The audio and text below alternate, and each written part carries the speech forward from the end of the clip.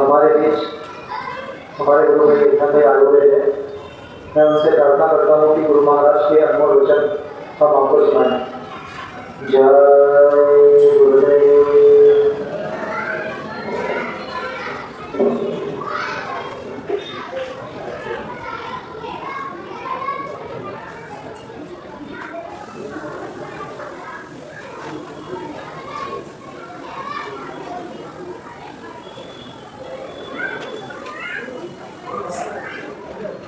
बड़े गौर से सुनिए। जिनकी आप तस्वीर देख रहे हो, मथुरा निवासी परम संत बाबा जय गुरुदेव जी महाराज, इनका परिचय है।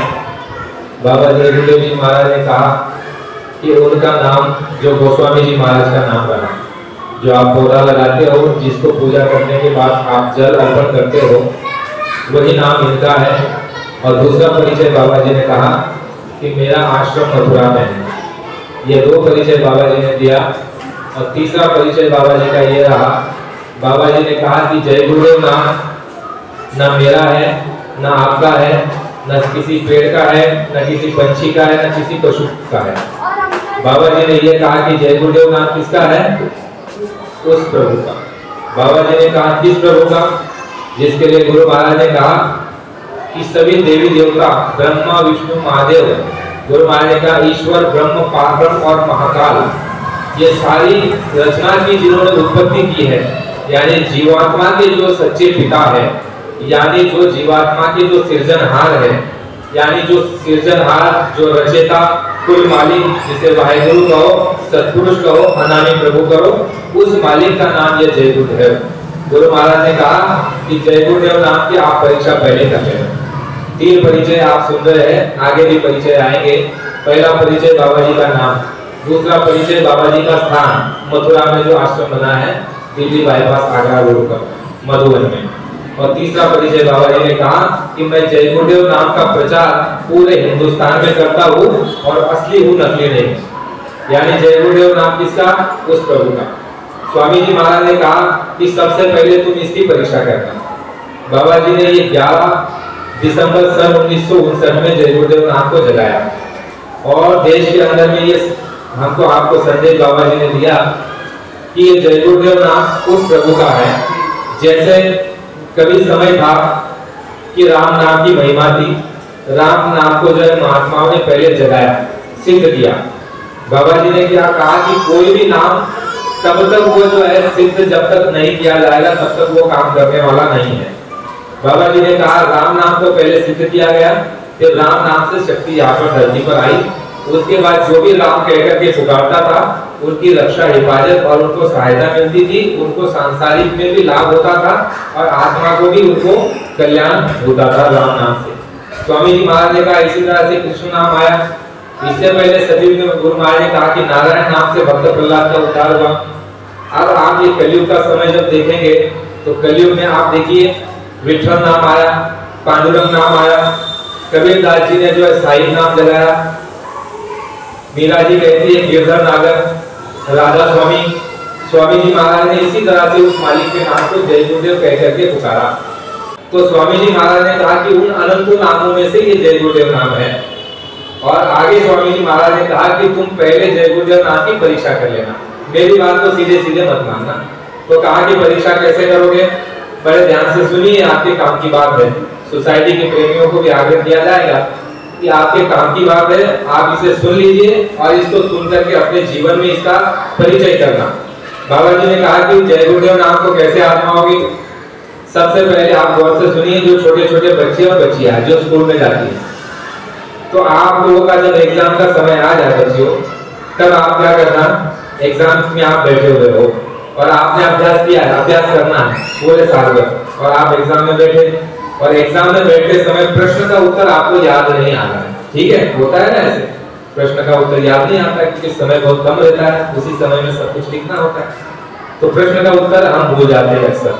तो स्वामी जी महाराज ने कहा कि जब तुम प्रश्न का उत्तर भूल जाओ तो मन ही मन, जय गुरुदेव नाम प्रभु का है, जय गुरुदेव नाम भगवान का है, आप मन ही मन जो है कुछ ही सेकंडों में उसको पुकारना और इस तरह से याद करना।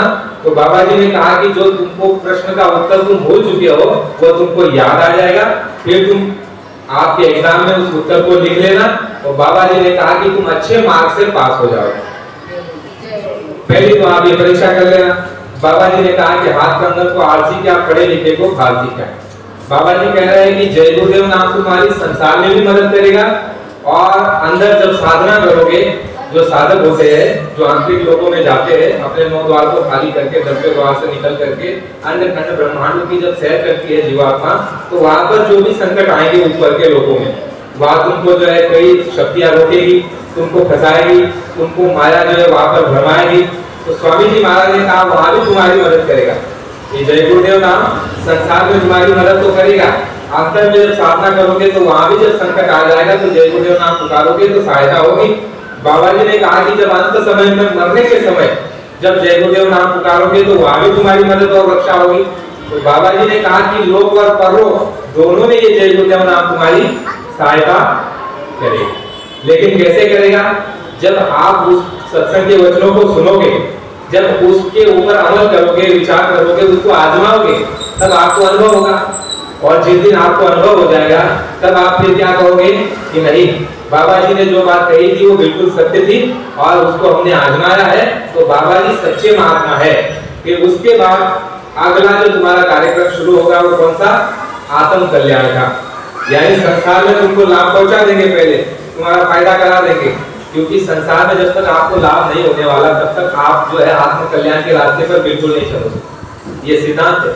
क्योंकि गुजरात में एक समय क्या हुआ, 1970-72 के लगभग का समय है, स्वामी जी महाराज ने कहा जय गुरुदेव। एक छोटी सी घटना बीच में आती है, गुजरात की बात बताते हैं आपको। गुजरात में एक जगह स्वामी जी महाराज अपना काफिला कर रहे थे, सत्संग का कार्यक्रम कर रहे थे और वो समय अकाल का था। गुजरात जैसे राज्य में भी अकाल था। तो स्वामी जी महाराज एक गांव में गए और वहां पर जो है सत्संग देने की मौज फरमाई। एक समय ऐसा था 70 के दशक में जब अकाल पड़ा था गुजरात में, स्वामी जी महाराज सत्संग के लिए निकले हुए थे। एक गांव में गुरु महाराज गए, वहां पर सत्संग की मौज फरमाई। तो स्वामी जी महाराज को लोग कहते हैं, गुजरात के ही लोग, कि महात्मा जी, बाबा जी, हम सत्संग नहीं सुनना चाहते। बाबा जी ने कहा क्यों बच्चा, क्यों सत्संग नहीं सुनना चाहते? बाबा जी को कहते हैं गांव के लोग, गुजरात के लोग, कि बाबा जी देखो राज्य में अकाल पड़ा हुआ है, कई जानवर मर गए, हमको खाने को रोटी नहीं है, और पेट में अगर रोटी नहीं तो हमको भगवान, भजन, महात्मा और सत्संग अच्छा नहीं। समझ में आई बात? अगर पेट भूखा है, संसार में आपको तकलीफ है, कष्ट है, तो कोई आत्मा परमात्मा की बात मानेगा? नहीं मानेगा। तो उन लोगों ने कहा बाबा जी को, हम आपकी बात तब मानेंगे जब आप बारिश करवा देंगे। बाबा जी ने कहा कि आप हमारी बात अगर मानोगे तो मैं आपको बारिश भी करवा सकता हूँ। मैं भगवान से रात को मीटिंग में बात करूंगा, उनसे चर्चा करूंगा, और भगवान अगर कहेंगे बारिश हो जाएगी तो मैं आपको बता दूंगा बारिश हो जाएगी, लेकिन तुमको मेरी बात माननी पड़ेगी। ये तो आर्ट है, ये तो एक बात है कि तुमको मेरी बात माननी पड़ेगी। मैं तुम्हारा काम करूंगा, जो बारिश साल, 2 साल, 4 साल से नहीं हुई है, मैं उस बारिश को करवा दूंगा, लेकिन तुमको मेरी बात माननी पड़ेगी। लोगों ने कहा कि हम आपकी बात मानेंगे, लेकिन पहले आप बारिश करवा दीजिए, उसके बाद ही आपकी बात मानेंगे। उससे पहले मानने वाले बाबा जी ने कहा मैं रात को भगवान से बात करके तुमको बताता हूँ। ये लिखित में है, अमर संदेश में लिखा हुआ है। तो स्वामी जी महाराज सुबह जो है उन गाँव वालों को बुलाते हैं और ये कहते हैं कि मैंने भगवान से बात की है, कल जो है इतने बजे जो है तुम्हारे क्षेत्र में बारिश गिरेगी, और इतनी गिरेगी कि नदी नाले कुएं भर जाएंगे और घास निकल आएगा, और तुम्हारा जो अनाज नहीं मिल रहा है अनाज भी उत्पन्न हो जाएगा। और जहां मैं आगे जाऊंगा, जिस जगह मुझे जाना है वहां भी बारिश होगी, और जिस जगह से मैं निकल चुका हूँ, बात समझ में आई, वहां भी बारिश होगी, और जहां मैं जाने वाला हूँ वहां भी बारिश होगी। जहां हम लोग चलेंगे वहां पर बारिश, यानी कि कार्यक्रम रुकेगा नहीं, कोई बाधा आएगी नहीं, दोनों जगह बारिश होगी। तो जैसे स्वामी जी महाराज ने कहा, तो अगले दिन जो है वहां पर बारिश हुई, और बाबा जी बता रहे हैं कि 2 महीने 10 या 11 दिन कुछ बारिश हुई लगातार, जो कई दिनों से, कई वर्षों से बारिश नहीं होती थी गुजरात जैसे राज्य में। स्वामी जी ने भगवान से बात करके वहां पर बारिश करवाई। उसके बाद स्वामी जी महाराज ने ये बात सत्संग में बताई, और वहां के गांव के प्रेमी जाकर के बाबा जी को जो है निमंत्रण दिया, और दोबारा गांव में लेकर के आया और कार्यक्रम किया। तो कहने का मतलब ये समझिए कि जब तक आपको संसार में लाभ नहीं होता, तब तक आप आत्म कल्याण, सत्संग, भगवान, आत्मा, परमात्मा, ये आपके और हमारे समझ में आने वाली है नहीं, ना ही हम इस पर चलने वाले हैं। तो स्वामी जी महाराज ने क्या कहा कि लोक में जय गुरुदेव नाम की परीक्षा, सहायता, मदद तुम लेना, तुमको विश्वास हो जाएगा। यानी एक तीर में अनेक निशान हो रहे, एक तीर में बहुत सारी बातें हो रही है। तो स्वामी जी महाराज ने पहली बात कही बच्चों बच्चियों के लिए जो स्कूल में पढ़ते हैं, इस तरह से तुम जय गुरुदेव नाम को आजमा लेना।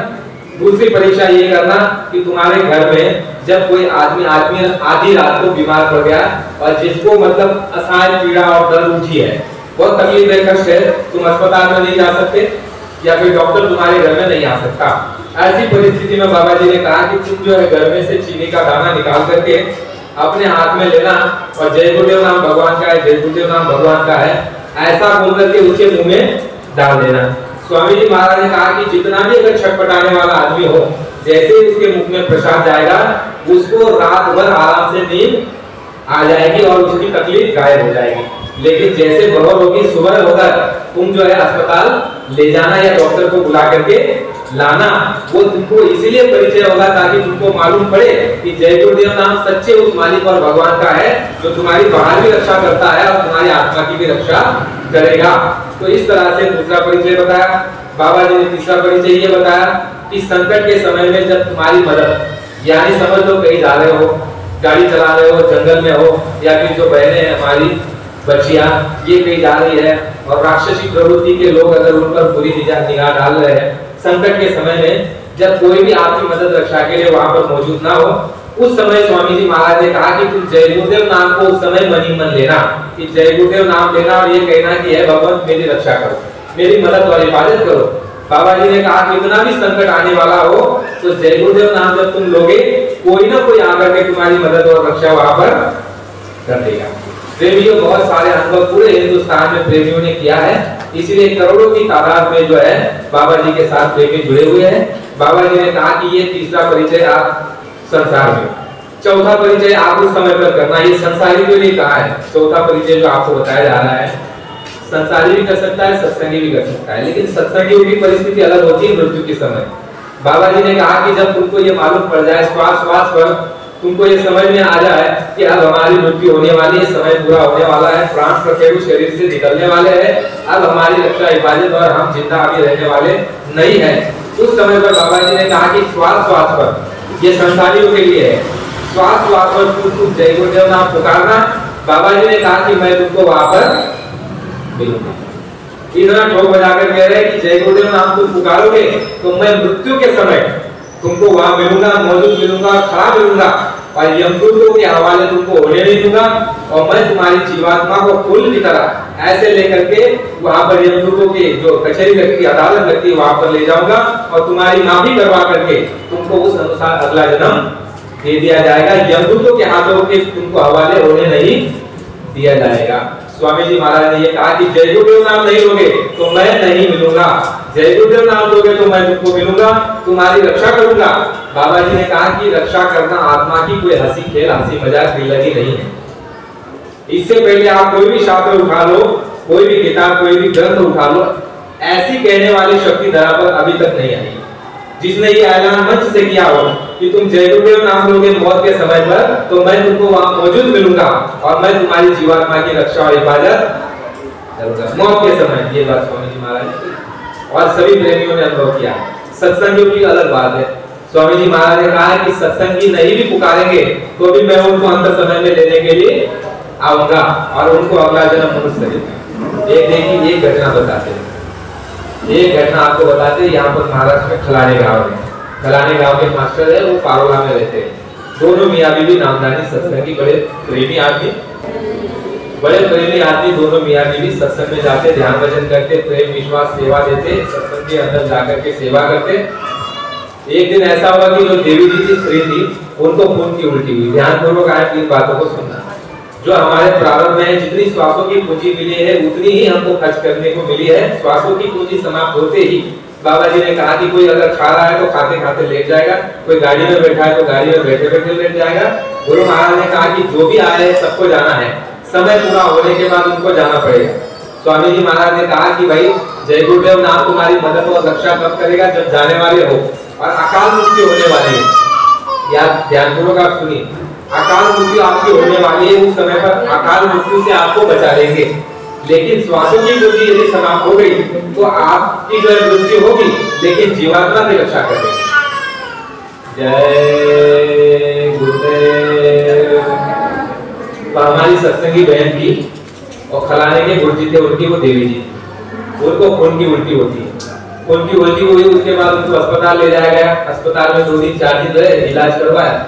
डॉक्टरों ने कह दिया कि अभी ये बचने वाली नहीं है, अभी इसका आखिरी समय है। और उस गुरु बहन ने भी बता दिया, साधन भजन करने वाली बहन थी, ध्यान भजन नित्य नियम करती थी। तो उसने ही अपने परिवार वालों को कह दिया, 2 बच्चे थे उनके, दोनों को बुला लिया कि बेटा मेरा समय अभी पूरा हो रहा है, तुम छोटे बच्चे को ठीक ठाक हिस्सा दे देना, उसका हिस्सा मत मारना। और उनके पति को कह दिया कि तुम मेरी चिंता मत करो। फिर एक दिन ऐसा हुआ कि सारे लोग अस्पताल में उस कमरे में वहां पर मौजूद थे। तो गुरु में ये कहते कि हटो हटो, हट जाओ यहाँ से, बाबा जी मुझे लेने के लिए आ गए। इससे बड़ा परिचय आपको क्या चाहिए? कहते हैं कि मरने वाला आदमी कभी झूठ नहीं बोलता, और आपको ये परिचय मिल रहा है वहां पर। वो सबसे भी कहता है कि वो देवी जी खुद कहती है कि भाई साहब बेटा आप हट जाओ, बाबा जी मुझे लेने के लिए आ रहे हैं और मैं बाबा जी के साथ जा रही हूँ, मेरी चिंता बिल्कुल मत करो, तुम ठीक ठाक से सब रहना और आपस में झगड़ा वाद विवाद मत करना, भाई भाई प्रेम से रहना, मेरी चिंता तुम बिल्कुल मत करो क्योंकि मैं बाबा जी के साथ जा रही हूँ। इतना बड़ा परिचय और कहाँ मिल सकता है? तो इस तरह से हमारी गुरु बहन ने शरीर छोड़ा, और शरीर छूटने के बाद स्वामी जी ये कहते हैं कि जिन्होंने नामदान लिया हुआ है उनकी जो है 184 योनि में उनको फेरा नहीं मिलता। बाबा जी ने कहा कि जिन्होंने नामदान लिया है, जिन्होंने टिकट लिया है, बाबा जी ने कहा कि जब तक उनको सतलोक में नहीं दाखिल कर दिया जाता तब तक उनको मनुष्य शरीर मिलता रहता है, नामदानियों को, जो ध्यान भजन करेगा उसको। लेकिन बाबा जी ने कहा कि जो ध्यान भजन नहीं कर रहा है, जिसने नामदान लिया है, जो हिंसा करता है, जो मांस खाता है, शराब पीता है, इन किसी को मनुष्य शरीर मिलने वाला नहीं है, किसी को नहीं। बाबा जी ने कहा ये दोबारा तुमको अब मिलने वाला नहीं है। जो भजन करेगा, जो नामदान लिया होगा, और नामदान लेने के बाद भी जो परस्त्री को माते समान समझे, पराय धन को मिट्टी समझे, मांस और शराब से दूर रहे, हिंसा ना करे, भले ध्यान भजन ना हो लेकिन नामदान लिया है, तो ऐसे जीव को अगला जन्म मनुष्य शरीर का मिलेगा। लेकिन नामदान लिया, मांस और शराब खाने पीने लग गए, बाबा जी ने कहा कि तुमको नरक और 84 में जाने के लिए कोई बचा नहीं। बाबा जी ने कहा कबीरदास जी का आज भी एक जीव नरक में पड़ा हुआ है, जिसके लिए वर्णन आता है, गुरु महाराज सत्संग में बताया कि एक मछुआरे ने जो है गुरु कबीर नामदास जी उनसे नामदान लिया, कबीरदास जी से। तो मछुआरा जो है नामदान लेने के बाद जो है मांस खाने लग गया। एक प्रेमी ने जाकर के कहा भाई साहब तुमको गुरु महाराज ने बुलाया है, चलो सत्संग में। तो मछुआरा कहता है कि कंठी माला तोड़कर दिनी गंध बहाए, बाबा जी से कहियो कि मल्ला मछली खाए। मल्ला जिसने नामदान लिया था ये मछली खाता है, बाबा जी को जाकर के कह दो। तो कबीरदास जी ने ये कहा कि बाबा जी का कंठी छोटा, मल्ला मछली खाए, यानी नुकसान हुआ गया तो उसका गया, मेरा क्या गया। तो बाबा जी कहते हैं कि आज भी कबीर का जीव जो है कहाँ पड़ा है? नरक और 84 में। उसने मांस खा लिया, गुरु द्रोह कर लिया, गुरु से विमुख हो गया, इसलिए वो आज भी नरकों में पड़ा है, मार खा रहा है, तकलीफ झेल रहा है, उठा रहा है। और एक तरफ ये वर्णन आता है, देखो महापुरुष की समर्थता देखो, एक तरफ नानक साहब का वर्णन आता है। नानक साहब ने जब अपने जीवों को नामदान दिया और जब जाने का समय हुआ तो उन्होंने ध्यान लगाया कि मैंने जिन जिन जीवों को नामदान दिया था वो कहाँ पर है, किन परिस्थिति में है। तो एक जीव देखते हैं तो नरक में पड़ा हुआ है, नानक साहब का कुछ गलती हो गई होगी, अपराध हो गया होगा, तो नानक साहब चले गए नरक के अंदर में। ये वर्णन है शास्त्रों में, गोस्वामी जी ने लिखा हुआ है। गोस्वामी जो संत हुए उन्होंने लिखा है अपने धर्म शास्त्रों में कि नानक साहब चले गए कहाँ पर? नरक में। और उस बच्चे को कह रहे हैं कि है बच्चा तू मेरे अंगूठे की उंगली को पकड़ ले, अंगूठे को तू पकड़ ले और नरक से बाहर आ जाएगा।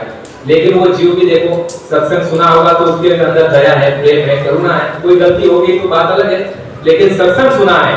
बाबा जी ये कहते हैं कि सत्संग में अगर पड़े रहोगे तो उस पत्थर से अच्छे हो जो बाहर धूप में पड़ा है। जो धूप में पत्थर पड़ा है उसको हाथ लगाओगे तो क्या लगेगा? तुमको ताप लगेगा, गर्मी लगेगी। और सत्संग में पड़े रहोगे तो जैसे नदी में पत्थर पड़ा रहता है उसको हाथ लगाओगे तो कैसा लगेगा? ठंडा लगेगा। तो सत्संग में पड़े रहोगे तो तुम्हारे अंदर दया रहेगी, प्रेम रहेगा, करुणा रहेगी और हिंसा नहीं करोगे, अहिंसावादी रहोगे। ये गुण तो तुम्हारे अंदर आ ही जाएंगे सत्संग में पड़े रहने से। तो वो सत्संगी के अंदर में वो गुण था। गुरु आ गए नरकों के अंदर और उसको मालूम है कि मेरे गुरु की शक्ति क्या है, क्योंकि जो नरक में जा सकते हैं उनके लिए कोई बंधन नहीं। तो स्वामी जी महाराज, गोस्वामी जी महाराज कहते हैं कि वो जीव ये कहता है कि गुरु महाराज आप तो नरक में आ गए, लेकिन मैं आपके साथ तभी आऊंगा जब इन जीवों को भी आप बाहर निकालोगे, नरकों से इन जीवों को जब बाहर निकालोगे मेरे साथ साथ, तभी मैं आऊंगा, वरना मैं आने वाला इतना दया उसके अंदर में होगी। वो कहता है कि है गुरु महाराज, मुझसे इनकी पीड़ा और तकलीफ और इनकी मां देखी नहीं जा रही है, इसलिए मुझे अगर नहीं चलना है तो साथ में इसको भी ले चलो। ये वर्णन आता है आपके शास्त्रों में। तो नानक साहब कहते हैं कि ठीक है बच्चे, तू नहीं मान रहा है, तू मेरे अंगूठे को पकड़ ले और इन सभी नरकों में पड़े हुए जीवों को कह दे कि वो तुम्हारे शरीर को, तुम्हारे पैर को पकड़ ले। तो नानक जाए अंगूठा बोला, सब जीवों का तेरे निबेड़ा। यानी जितने भी नरक में जीव पड़े थे, जीवात्माएं पड़ी थी, उसको निकालने की ताकत किसकी? संत सद्गुरु। बाबा जी ने कहा संत सद्गुरु नरकों से निकाल भी सकते हैं, और अगर कोई गलती अपराध कर दे तो उनका जीव नरक में भी जा सकता है, लेकिन उस जीव की डोरी वो पास में रखते हैं, थोड़े दिन बाद वो तकलीफ भुगता कर उसको वापस मनुष्य शरीर दिलवा देते हैं।